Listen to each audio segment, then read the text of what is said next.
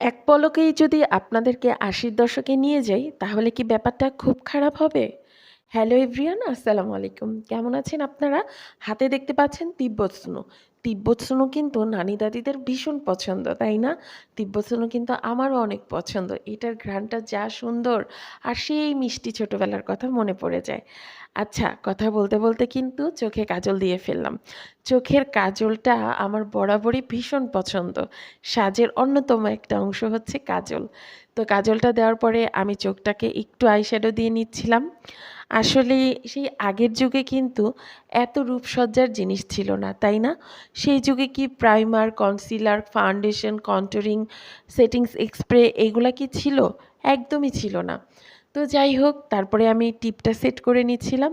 আসলে কি আমি টিপ একদমই পড়ি না, যার কারণে আমার কাছে কোনো টিপ ছিল না। তারপরে এই যে দেখেন ফোঁটা, ফোঁটা দেওয়াটা, এটা কুমকুম দিয়ে করতে হয়। বাট কুমকুমও ছিল না আমার কাছে।